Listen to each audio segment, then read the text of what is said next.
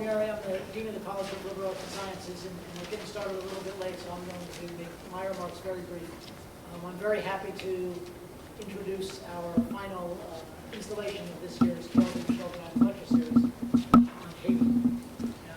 It's been a wonderful series. I didn't actually make it to the last one, but I made it to the first two lectures, which were actually by U.S. very own faculty, and it's been wonderful. The range of topics discussed, which is the intent of the lecture series, to discuss topics that cut across the range of disciplines in the College of Liberal Arts and Sciences. Concerning Haiti, Bonnie has done a great job of putting together a wide range of topics from history, anthropology, public health, and now language, teaching, and linguistics. I think we've got everything relevant except plate tectonics, which is an unfortunate part of recent Haitian history. It's also been a great lecture series in terms of the range of people and the size of the audiences we've been able to attract, which, speaking only for myself, certainly has surpassed my expectations. So in every respect, it's turned out wonderful. And for that, we do have Bonnie Efforts to thank for conceptualizing this and bringing it together. And she's been working on this probably for close to a year. And Sophia Kohler has been helping her as well and doing a lot of the work. So please join me. With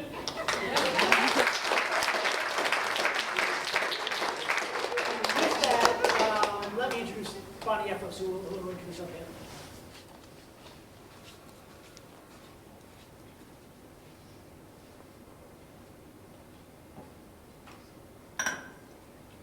Good evening and welcome, and I'm so glad that so many of you are here. I know that there are many things that are tempting just down the road for St. Patrick's Day tonight, so I'm glad that you were able to join us and that you're not watching the basketball game either. So it's my great pleasure to welcome you here this evening to the panel on Haitian Creole in Haiti as well as in the Diaspora, which is the final event of this year's Caleb and Michelle Grimes Conference on Liberal Arts and Public Affairs, which has been organized by the Center for the Humanities in the Public Sphere, as well as the Class Dean's Office at the University of Florida. As many of you know, this year's theme originated following the terrible earthquake that struck Haiti just over a year ago.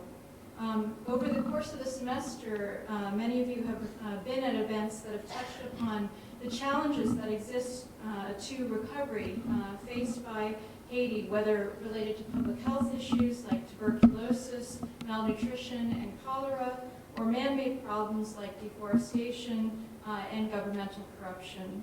Our speakers have each taken a long-term perspective, recognizing that the earthquake exacerbated systemic problems that existed in Haiti, some of which can be traced back to Haiti's origins as a French colony that grew rich on sugar plantations worked by an African slave population.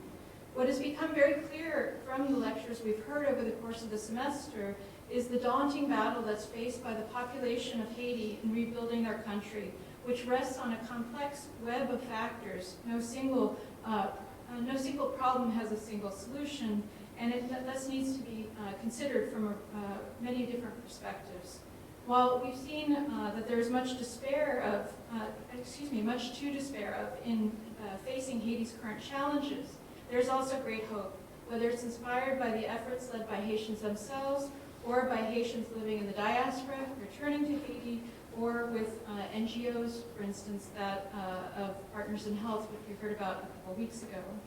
Indeed, over the course of the semester, as we've joined together for these events, we've seen an enormous outpouring of interest and goodwill in helping the people of Haiti. And I do hope that these events have been informative and provided those who desire to help out more in Haiti that they now have some more information about the ways in which they can put their talents and energies to best effect. Before I introduce tonight's speakers, I'd like to just take a few moments to give thanks to Sophia Akerd, to Chris Benora, as well as Cindy Link in the Class Dean's Office for helping prepare for this lecture. And of course, I'd like to give thanks once again to Caleb and Michelle Grimes for sponsoring the series and making all of these events possible. After many months of planning, it's my great pleasure to introduce this evening our two panelists. Professor Michel DeGraff will be speaking first. He's an associate professor of linguistics at MIT and the author of Language Creation and Language Change, Creolization, Diachrony, and Development. And he's now finalizing a monograph sociolinguistics, the politics of Creole studies. His research mostly concerns the development and structure of Creole languages with focus on his native Haitian Creole. Besides doing research on the study of linguistic creolization, language change, and language acquisition, Professor de Graaf is interested in the politics of Creole studies, for instance, studying the way in which linguists and other scholars' theories about and use of Creole languages often reveal less about Creole languages per se than about issues of power, ideology, geopolitics in the post-colonial history of the New World. De Graaf's work argues against what he calls Creole exceptionalism, the idea that the Creoles are fundamentally similar to one another and different from other languages, since the root of his ideas lies in Western linguist belief about the fact that, or about making the observation in the 19th century, for instance, that non-Europeans had lower intelligence and thus could not learn languages in the same way as Westerners. And this evening, he'll be speaking about Haitian Creole in education, sociolinguistic, and historical perspectives. Our second speaker will be Professor Flore Zéphir, who is a native of Haiti and a professor of French. She's also the coordinator of the master's program in foreign language teaching and the chair of the Department of Romance Languages and Literatures at the University of Missouri at Columbia. She's the author of 3 books, Haitian Immigrants in Black America, a sociological and sociolinguistic portrait, a second book, Trends in Ethnic Identification Among Second-Generation Haitian Immigrants in New York City, and her most recent book called The Haitian Americans. She's the book review editor of the Journal of Haitian Studies, and she's received several awards at the University of Missouri, including the Kemper Award for Excellence in Teaching, an Award for Excellence in Advising, and a Faculty Alumni Award. Professor Zéphir teaches French language classes at all levels, as well as courses in foreign language teaching methodologies, French linguistics, bilingualism, multiculturalism, and minority and Creole languages. This evening, she will be speaking on Haitian Creole in education, lessons in the U.S. diaspora. After our 2 speakers each give a 30-minute presentation, the question and answer period will follow, and this will be moderated by our own Professor Ben Hebblethwaite, who's an assistant professor of Haitian Creole and French in the Department of Languages, Literatures, and Cultures. He has recently published, together with Jacques Pierre and others, a Creole translation of Arthur Rimbaud's Une Saison en Fer. His area of expertise is code switching among speakers of Creole, particularly those who are bilingual in Creole and English. So I hope that you'll join me in welcoming our speakers this evening.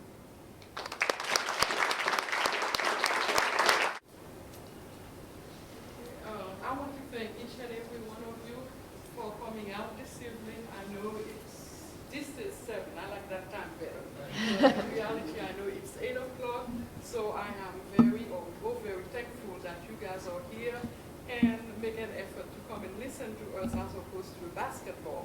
I think myself, I would have preferred being at the basketball game, but I'm happy to be here. Thank you, and I want to thank Dr. Efros, Dr. Accord, our dean here, Daniele, for organizing this, and Chris for putting up with our technological difficulties here. We are very grateful. Thank you very much. For the past 200 years, Haiti has always faced the same fundamental challenges with regard to basic infrastructure, economic development, employment opportunities, healthcare issues, housing, and education. There seems to be a consensus among all groups which have looked at the Haitian situation that little progress has been made toward the resolution of these challenges. These groups include the Haitian themselves living in Haiti, the Haitian diaspora scattered abroad, the international community, and certainly the U.S. government. Indeed, Haiti is still labeled the poorest country of the Western Hemisphere, and is certainly the poorest countries of the Americas, according to the United Nations Human Development Index. The facts are grim as ever.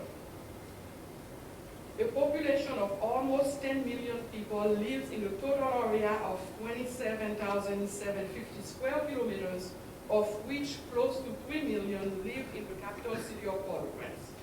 Most of the remaining population is concentrated in other urban areas, the coastal plains and valleys. As of 2008, the median age of the population was estimated to be 21.7 years. Haiti is mostly an agricultural country where 66% of the population depends on the agricultural sector, consisting primarily of small-scale subsistence farming, coffee, mango, sugarcane, rice, corn, sorghum, and wood. 9% of the population is employed in the industrial sector, textiles, sugar refining, flour milling, cement, and light assembly factories, and about 25% in services. Moreover, Haiti is highly vulnerable to natural disasters and is plagued by serious deforestation, a dire consequence of the impoverished population having to cut down trees to make charcoal as a way of surviving and making a meager living. Let's not forget that 80% of the population lives below the poverty line and 54% in abject poverty. It is estimated that most Haitians live on $2 a day. To recall only the most recent disasters, one can mention the 2004 tropical storm Jeanne that hit the north coast of Haiti, leaving 3,000 people dead in flooding and mudslide in the coastal city of Gonaïves. In August 2008, Haiti was hit again by a series of hurricanes that produced heavy winds and wind, and it was estimated that almost 800,000 people were in need of humanitarian aid. As if this was not enough, on January 12, 2010, the country was struck by a major earthquake of a magnitude of 7.0, which left the death toll at 230,000 people or even higher, depending on which estimate one relies on. Widespread damage resulted from the earthquake, and Port-au-Prince, the capital city and the major centers of all Haitian affairs, was devastated. As many of 1 million Haitians or more are still homeless, living in what have been called tent cities. Consequently, all current discourse about Haiti focuses on one fundamental theme, the reconstruction of Haiti. Central to those reconstruction efforts is the reform of the school system. In order for any school system in Haiti to be effective, Haitian Creole, the primary language spoken by all Haitian children, must be at the forefront of those reforms. Moreover, I hasten to add that Creole is the only language spoken by a very large percentage of the school population, which is monolingual. Barely a small percentage is bilingual in French and Creole. Thus, it is imperative to discuss the role of Haitian Creole in the school system of post-earthquake Haiti and to examine what lessons can be learned from schools and communities in the U.S. diaspora, which have used the native language of members of those communities as the medium of instruction. Haitian Creole is one such language that has found its way into school districts in major urban areas of the U.S., particularly New York, Boston, and Miami. Although Haitian statistics, facts, and figures are not the most reliable, it has been reported that Haiti counts approximately 15,200 primary schools, of which 90% are non-public and managed by communities, religious organizations, and churches. Chief among those churches is the Catholic Church and the NGOs. The enrollment rate for primary school has been estimated at 67%, but fewer than 30% of those reach the 6th grade, which is the end of the elementary school cycle. At the secondary level, only 20% of eligible children enrolled in school. Moreover, the rural population is still woefully underrepresented in the country's classroom. The CIA World Fact Book places the literacy rate at 52.9%, which is significantly below the average literacy rate of 90% for Latin American and Caribbean countries. Those alarming numbers leave little doubt that the Haitian government must do something about the education system in Haiti. It needs to be emphasized that any reconstruction effort that does not address the problem of providing an accessible, useful, and meaningful education to all its citizens is seriously flawed. Let's not forget that more than 50% of the Haitian population is under 21 years of age. Therefore, the development of Haiti clearly depends on this group, and the country has the moral imperative to invest in education and provide its future generations with the knowledge and skills necessary to become productive citizens and move the country forward. There must be an end to stagnation and the cycle of poverty, ignorance, and misery. The enterprise of educating children is certainly not a new endeavor. It has existed for centuries, and responsible countries have always put those issues at the core of their development programs. Moreover, it has long been determined by the international community that every child should be schooled in his or her home language, and Michelle alluded to that. Indeed, at the 1951 UNESCO meeting in Paris, held in Paris to discuss the role of the native language in education, it was resolved that, quote, there are no inferior languages. Any language can be used for elementary education, end of quote. Moreover, at the same meeting, it was established that, quote, every child should begin schooling in the home language and should continue receiving instruction in that language as long as possible, end of quote. It is therefore disturbing that 60 years later, Haiti is still struggling with the issue of educating its children in their native languages, Creole, which is spoken, I repeat, by 100% of the population, irrespective of social class. Moreover, given the fact that the 1987 Haitian Constitution has recognized Creole as one of its official languages, the issue of the legitimacy of this language in the educational sector should no longer be questioned 24 years later.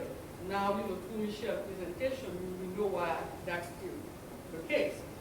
By now, the nefarious legacy of colonization, which reinforced the dichotomy between French, the so-called high language, and Creole, the so-called low language, should be discarded forever, destroyed by the earthquake and buried under the rubble, thus giving Haitians an opportunity to build a more just, equitable, and democratic social system that places an emphasis on the children's ability to learn in his or her native language.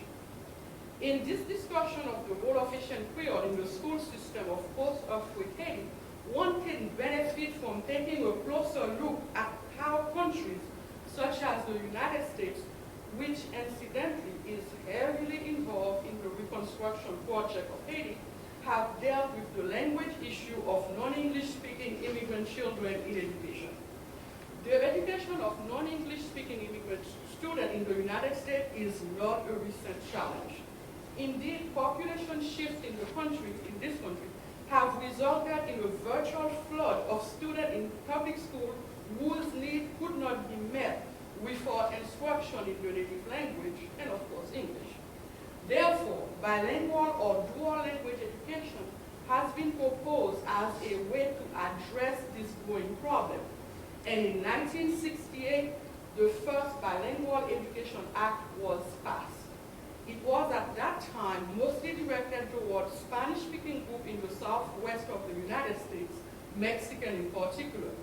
Since then, bilingual education has evolved, and with the civil rights movement, demands has been made for equal educational opportunities for other linguistic minorities, including Asians, Native Americans, and years later by Haitians. This development resulted in the passage of other bilingual education acts in 1974, 1978, 1984, and 1998, which attempted to establish criteria that all implemented bilingual education programs ought to meet to be considered appropriate. Moreover, issues of language rights in the United States have to a great extent received a great deal of attention in the United States, and there exist several court cases that resulted in legislative decision favoring the right of children to be educated in their mother tongue. Perhaps the most influential of those cases is the Lau versus Nichols in 1974, which is widely cited as triggering the national implementation of bilingual education program. So I don't know if some of you in the College of Education might have heard of those issues and legislation here in the US. Okay, a class action suit on behalf of 1,800 Chinese children was brought before the Supreme Court.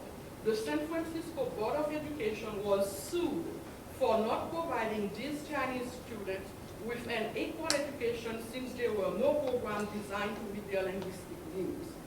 The argument put forth was that if these children could not understand the language used for instruction, they were indeed deprived of an education equal to that of other students who could, and they were therefore doomed to failure. The Supreme Court ruled that when a child arrived in school with little or no English-speaking ability, the sink or swim formula, which I guess to this day exists in Haiti, is a violation of his or her civil right. The decision delivered by Justice William Douglas on January 24, 1974 stated, there is no equality of treatment merely by providing students with the same facilities, textbook, teachers, and curriculum for students who do not understand English, and here we could replace that by French in the case of Haiti, or effectively foreclosed from any meaningful education. Basic English skills are at the very core of what these schools teach. Imposition of a requirement that before a child can effectively participate in the educational program, he must have already acquired those basic skills is to make a mockery of public education.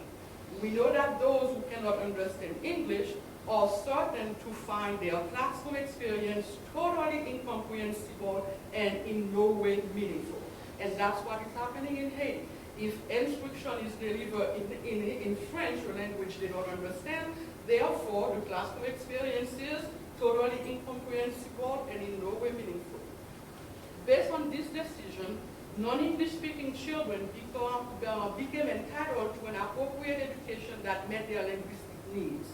Soon after the Supreme Court decision in the lawsuit, Congress passed the Equal Educational Opportunity Act, which specifically mandated that no state shall deny equal educational opportunity to an individual on the basis of race, color, sex, and national origin by the failure of an educational agency to take appropriate action to overcome language barriers that impede equal participation by students in its institutional program. So in the US, there are laws that exist, that guarantee that every child is entitled to a meaningful education. Just for in Haiti, I am not aware of any legislation that has specifically stated that.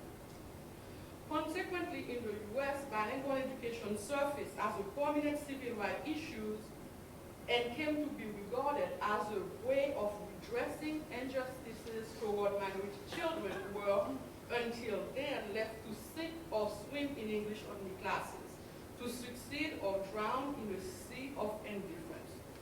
In short, under US federal law, immigrant children who do not speak English are entitled to a meaningful educational experience in their native language comparable to that of their English-speaking peers. This is a significant lesson that the Haitian government or the Haitian state should learn. It should recognize once and for all that when Haitian Creole, the indisputable mother tongue of all Haitians, is not used in the educational system, children are indeed deprived of a meaningful education. And this act of deprivation turns public education into a mockery and is a violation of their civil rights. And right now, Haiti is violating the civil rights of its children. In this discussion, it is relevant to note that the issue of home or native language education has also surfaced here in the U.S.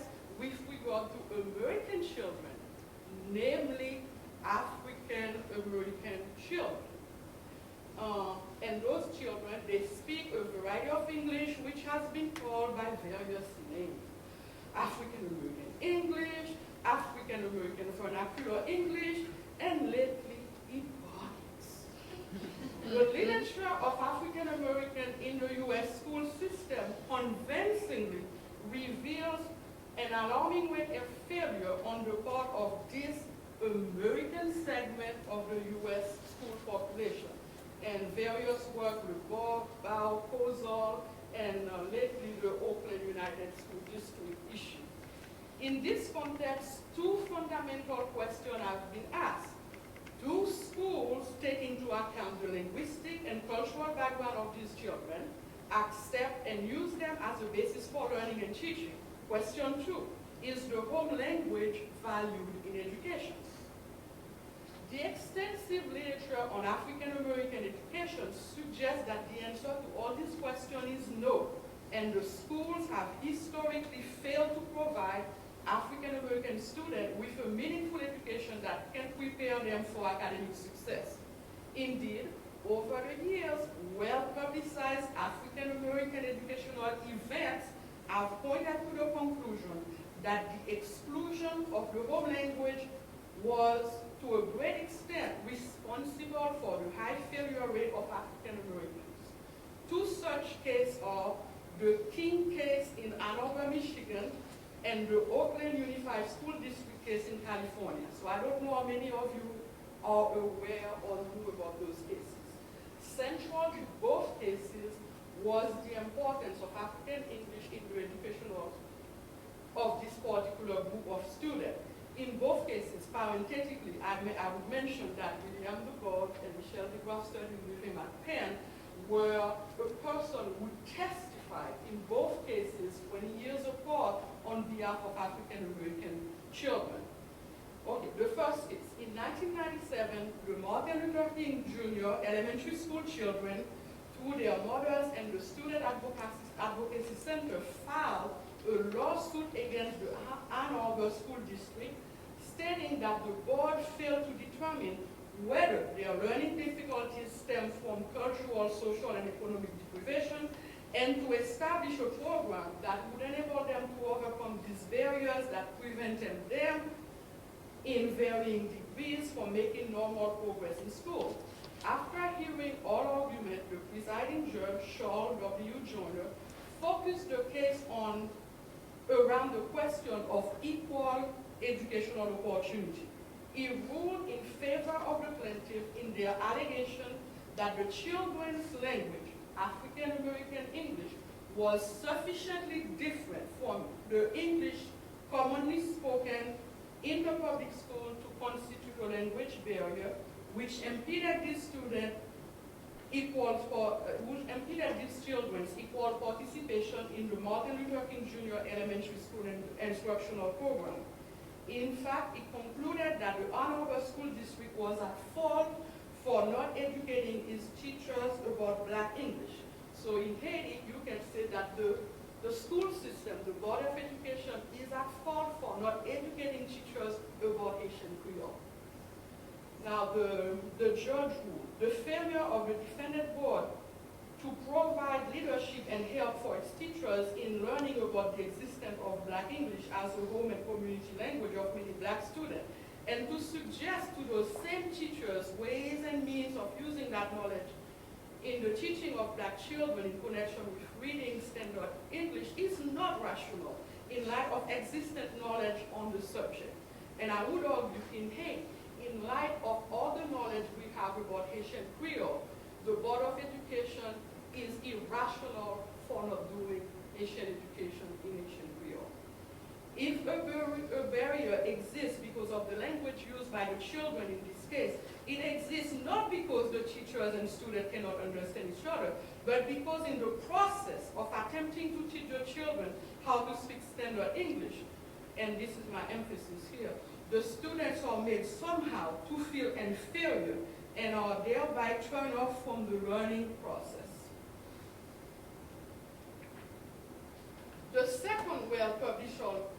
was the Oakland Unified School District resolution referred to as the Ebonic issue, and that issue was in 1976. How many of you ever heard about this? Because it was a brouhaha that was discussed in the Congress of the United States in Washington, D.C. So this is no lightweight affair. Okay, the second well-publicized case was the Oakland Unified School District resolution referred to as the Ebonic issue. On December 18, 1996, the Board of Education of the Oakland Unified School District, in a bold attempt to remedy the documented academic deficiencies of African American students, issued a resolution in which it officially recognized the existence of African American language systems and outlined, among other things, a program that features African language system principle in order to move students from the language pattern they bring to school to English proficiency. The program was intended to address low standardized test scores and grade of African American students by employing teachers and instructional assistants who are certified in the methodologies of these African American language system principles. The linkage between home language, literacy, and learning is made through an initiative called Standard English Proficiency. In the words of Caroline Getrich, superintendent of the Oakland Unified School District, she says, the Standard English Proficiency is a cultural linguistic program which empowers African American students with knowledge and understanding of African and African American culture and languages.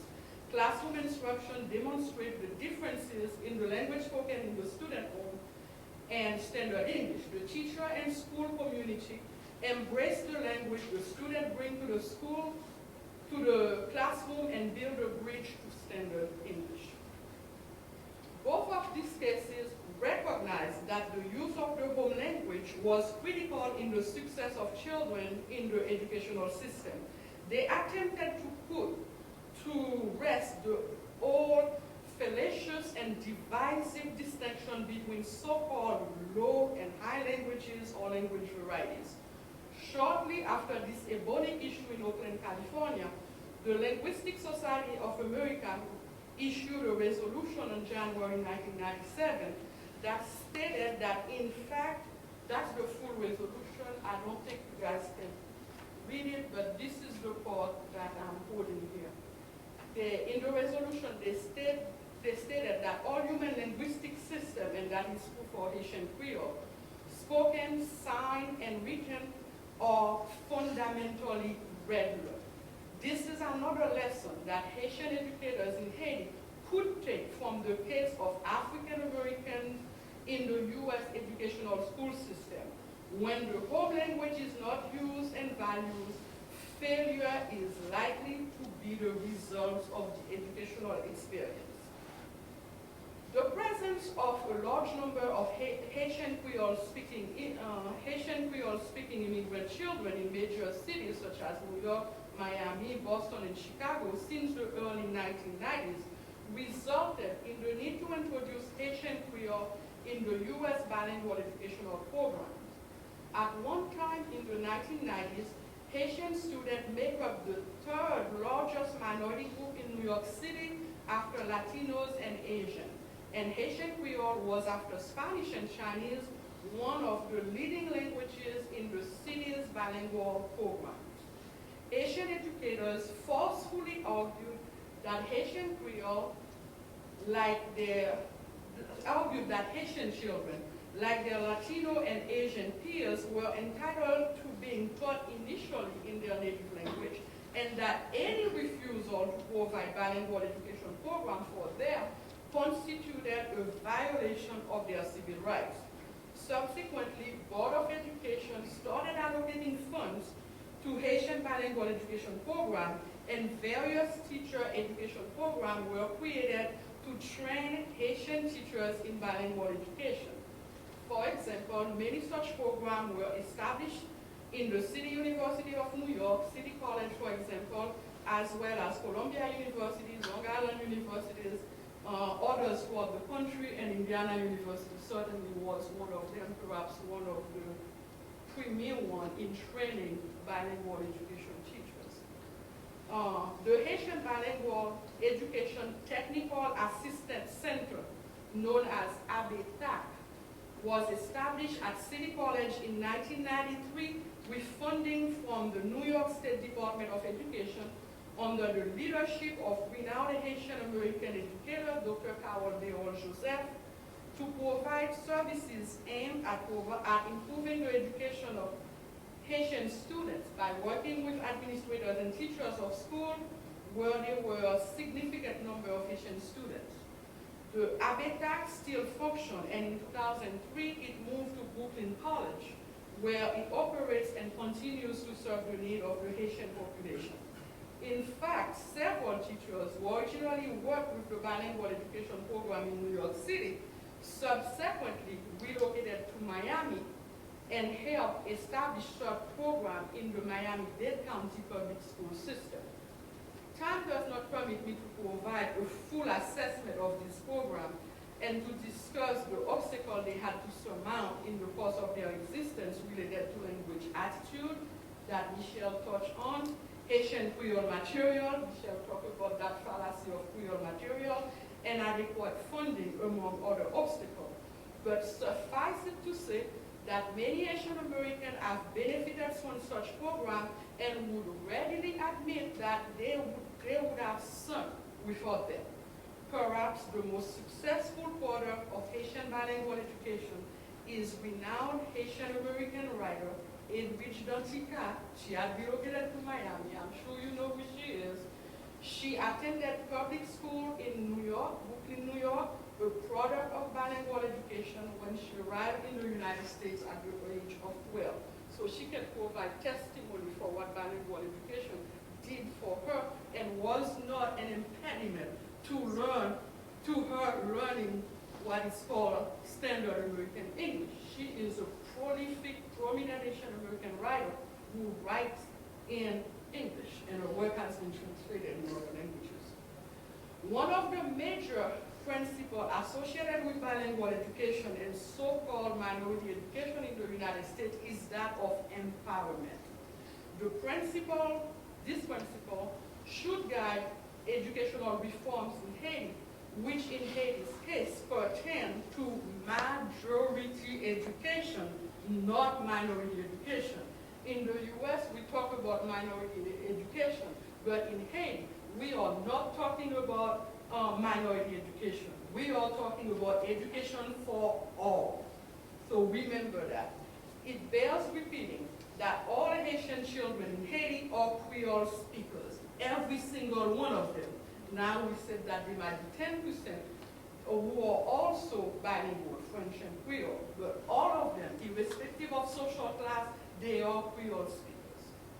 Empowerment is defined as the process of acquiring power or the process of transition from lack of control to the acquisition of control over one's life and immediate environment.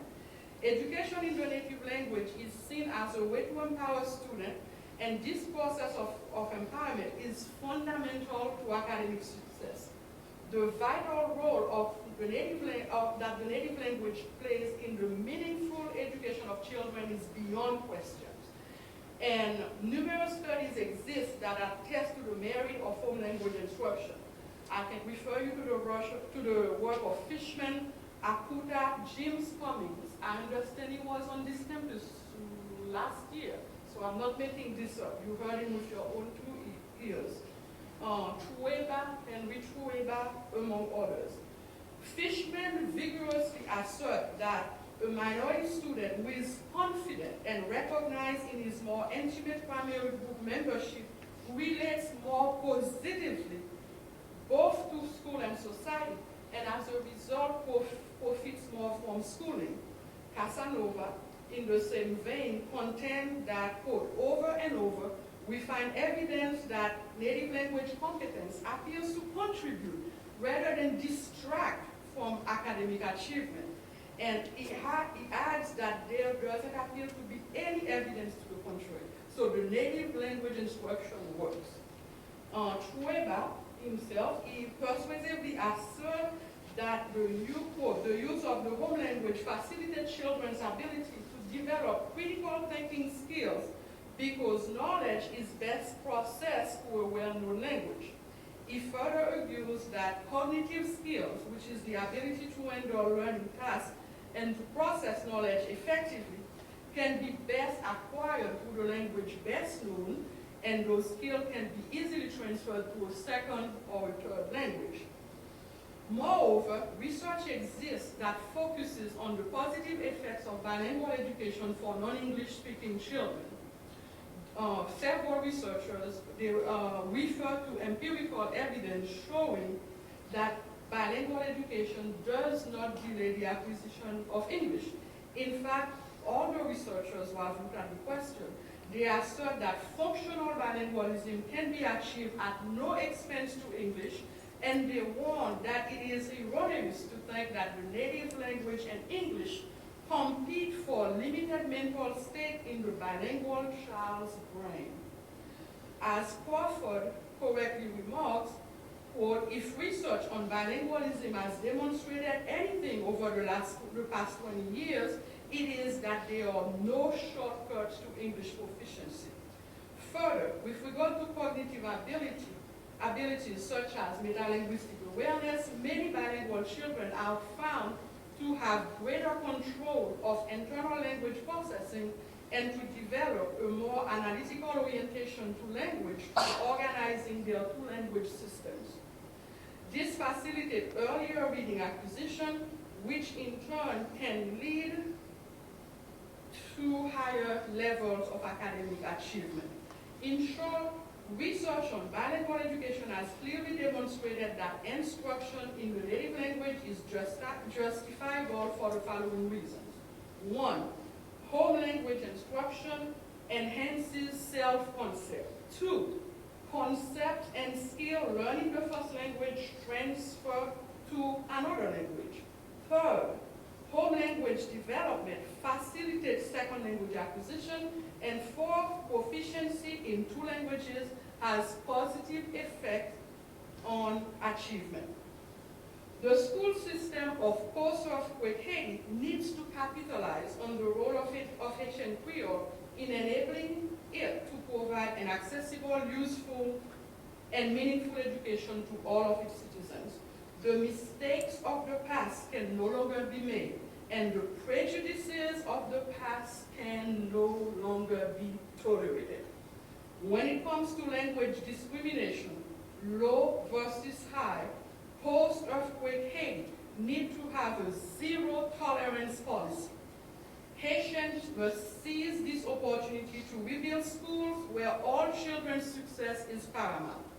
This initiative will require the involvement of various constituencies: Haitian educators in Haiti, Haitian educators in the diaspora, and educators who are members of the international community, including the U.S. Every single member of those constituencies need to forcefully argue through his own or her own work and research that Haitian Creole is not a low language, and that is fully equipped to cover all the needs of its speakers, including their educational needs. Moreover, they also need to continue to stress that the experience of other communities abroad has convincingly demonstrated that education, particularly in the early years of schooling, needs to be provided in the home languages. In conclusion, I formulate the wish that the many conversations that are currently taking place about those pressing educational matters will result in concrete changes, and that in the next 10 years or so, we will be able to update our facts and figure sheets and report that at least 50%, realistic goals, as opposed to 20% of children would enroll in secondary school, and that the overall literary rate has increased to 75%, very, realistic goal, as opposed to remaining at its current level of 52.9%. Yes, together we can change those figures. Thank you.